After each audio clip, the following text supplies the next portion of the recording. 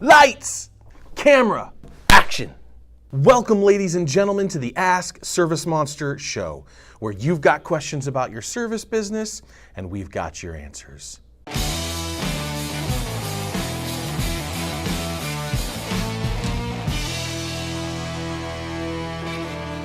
Today's question comes from Will.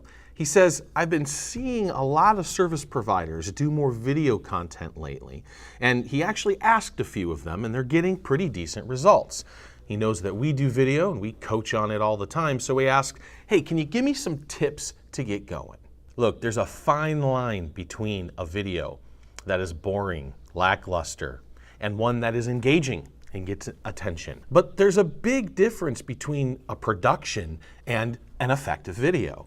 And so we're gonna break that down here. 5 tips that we've picked up over the last 2 years while doing video for effective engagement. Now, ServiceMonster's been in the video game for a long time, but until about 2 years ago, we were doing it wrong too. We were putting thousands and months into production, high quality videos that we only did maybe 1 or 2 a year. And they didn't get a lot of attention. They were very corporate in their overall structure, or it was just a straight up ad, and we didn't do anything to back it up. So about 2 years ago, we changed our strategy. Now, videos with 10,000, 50,000, 100,000 views, we even have a video approaching 500,000 views on our core demographic. And this has really happened in the last 2 years by a handful of tips that I'm about to give to you. So how do we do it? Let's break it down. Number 1, it's about them, not you. Your audience needs to be your core demographic, the people in your serviceable area that you're likely to do business with. I don't understand why a handful of guys spend time and attention getting attention from their peers. Now, fine, if it's a hobby and you like the attention, that's great. I encourage you to continue to do it. But I don't see them regularly playing towards the other side. Now, they may have a shadow account I know nothing about. My point here is that if you're going to put time and energy into creating videos and a personality and attracting attention, why wouldn't you do it with people who are actually going to help you build your business? Now, thinking about how to approach this, Joe, what do I talk about? What do I say? What kind of things can I put together? What kind of ideas do you have? I'm going to say, play to your passions, your interests, your hobbies that your local demographic can relate to. You know, we just had the symposium, and one of the challenges we presented to the group there was a weekly video challenge. And most of them are adhering to the challenge, and we're pretty excited by that, and they're seeing some pretty good results. But what is definitely common is they're bringing in their personalities and their interests into the videos for their business, right? Whether it's somebody helping out with charitable contributions, food or missionary services, whether it's biking or outdoors, like whatever your interests are, you can use those to gain attention for the benefit of your business, but again, to your core demographic. Speaking of attention, engagement's important. The name of the game here really is sales at the end of the day. But, you know, sharing your personality and helping other people and being inspiring really has a number of benefits besides just building your business. Again, ask the people who are pitching to their peers. But I want you to kind of forget about likes and views while you're first getting started. Too many people will get caught in the quagmire that produce 2 or 3 videos, and they'll feel pretty bad about themselves if they're not getting enough likes or views, and they'll start to back away. Oh, I'm not good enough. I'm just not going to do this anymore. Look, people like Vaynerchuk, for instance, didn't have views for a year and a half until after they had already started doing stuff. This is common. This is a common trend. If you go look up YouTube stars and celebrities, what made them break out versus not, more often than not, it's simply consistency and persistence. Doing it over and over and over again and learning what your audience is going to like. But at first, don't put too much weight into those views. Now, it's interesting because ServiceMonster still messes up, because we're still learning. This is an iterative process for us as well. And I really mean it when I say it's about them, not you. And we had to take a look at ourselves on this scope too. I run around the company all the time talking about how it's about our clients and we want to be empathetic towards your needs. But here's an example of where we messed up. We were producing YouTube videos and then creating what we call a sting or a teaser, a short clip to help encourage people to go to YouTube to watch the videos. And we were posting these stings on Instagram and Facebook, hoping that it would draw an audience to YouTube. That's about us. We're hoping to consolidate the views to a single platform and to get them engaged on a platform where we produce a lot of content. Wrong approach. So about a month ago, what we started doing is producing the ask in its entirety on Facebook. And now it's 4 to 1. There are 4 times as many people engaging and watching the Facebook ask as there was on YouTube. And so, yeah, lesson learned. Number 2, the need for speed. Look, production videos are fine, but you can create 100 rich, engaging videos in the time it takes a production team to write a script, do the shoot, get the edits, get some feedback from the client, and make it production ready for distribution. It's insane. The way the world works now is at light speed. And if you're not producing regular, engaging content, you're a has-been yesterday. A good hack to get into the proper mindset is thinking about documenting your personal and business journey. Look, obviously this is going to be decent engagement for people who are interested in business. So a B2B thing, right, might be a little more draw here, but there might be aspirational entrepreneurs who just like seeing local people win. But think about this for a second. You know those photo albums that your grandparents really cherish?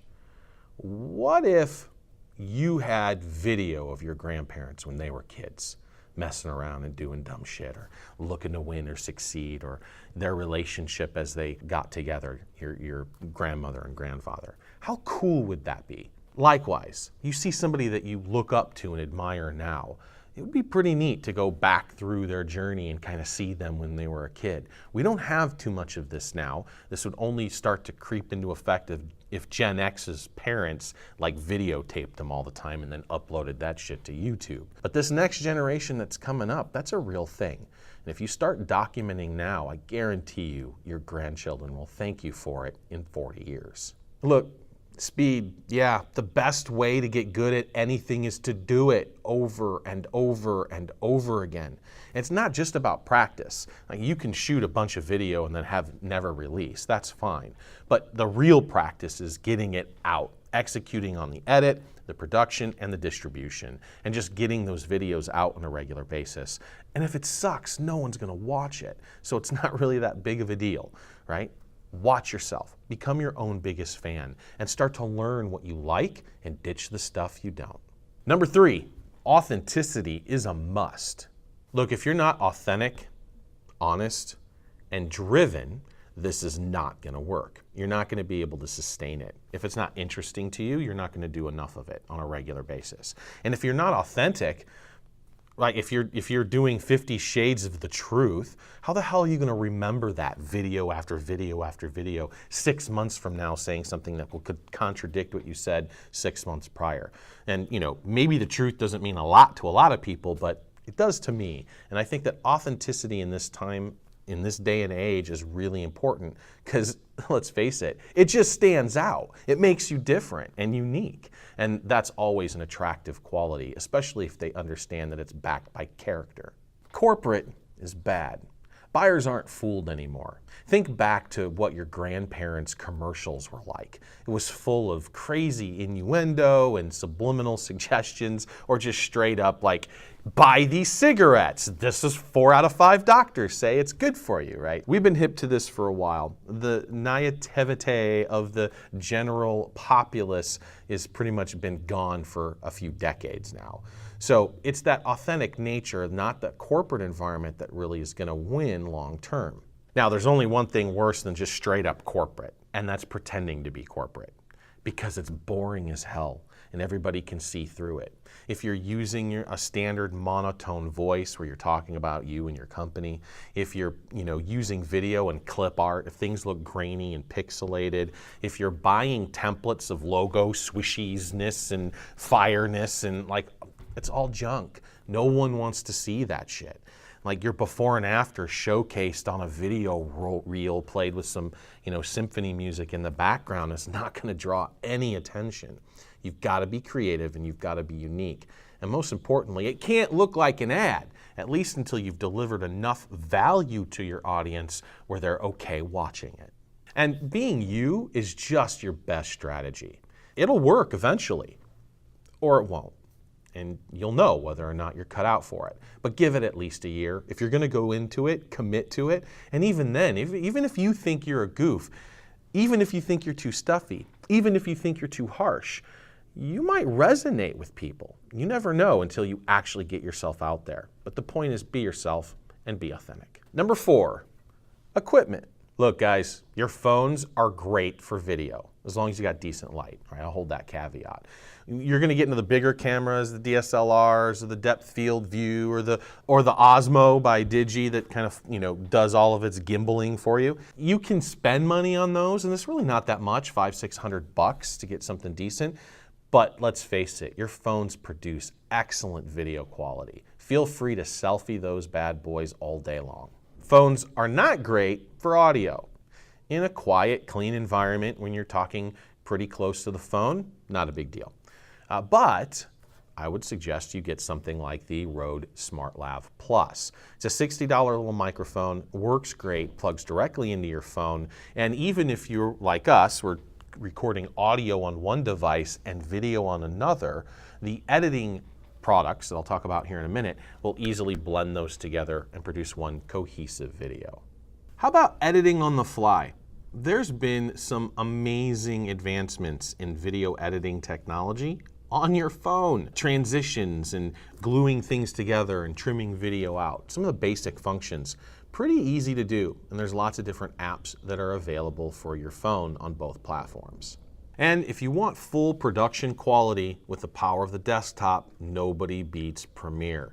I know that there's tools for the Mac. Not a lot of our users and watchers are Mac users, but Premiere for $20 a month, you get that amazing video editing tool. And so I would encourage you to take a look at that. If you like iMovie because of the more simplistic nature of it, and you're not doing anything too complex, awesome. Go ahead and use that. Microsoft's got an equivalent. Don't use it. Either use the Mac version or go with Premiere. And number 5, paying attention to the shot. Guys, take a minute to think about your shot. Maybe even frame it in your camera. Is there people in the background? Maybe, making out or doing something silly that you wouldn't want. Is there a better shot from where you're standing? Worry about your lighting. Are you being backlit? That's a problem. Go watch some of our earlier Ask videos where our only option at the time was kind of a backlit environment. Justin made it work, but it wasn't ideal. And pay attention to yourself. You don't have to be like super groomed, obviously, all the time, but brush the dirt off your shoulder. Make sure there's no spinach in your teeth from lunch. Pretty good idea is to pay attention to kind of what you look like to your audience. Look at the camera. Don't look at yourself. There's a big difference, and people can tell. When you're looking at yourself as you're recording the video, your eyes are down and they're not focused, looking at the larger world on the other side of the camera. Part of the magic of video is that an observer, the brain can't tell the difference that they're not looking at you, even though that when they shot the video, we're looking right at the camera. The brain can't tell that. You can't. I'm telling you that right now and you can't tell the difference. So make sure you look at the camera and not like looking down at what you look like or looking off into the environment. I mean, a glance away or a focus away for a minute is all right? Shows you thinking or being mindful. But looking at that camera, delivering the message, that's where the magic happens. And look, angles are important. Nobody wants to look up your nose, right? Putting your phone down here to shoot up your face, not the most impressive angle. And there's all kinds of blogs and tips that can help you if you really want to get crazy about it. I never really bothered too much. I did get a selfie stick for some video shoots because it produces the right angle and the right depth. So, if you're self-conscious about that, get over it. It's a new world now and you're trying to make some money. Okay guys, 3 things wrapping up this video suggestion video. Number 1, speed, baby. Learn as you go, but just crank out those videos. Number 2, don't pay too much attention to engagement at first. Be your own biggest fan and improve on yourself with every video. And number 3, focus on potential clients. The people who are actually going to help you build your business. Until next time, guys, subscribe to our YouTube channel, go check out the demo, and give us a call.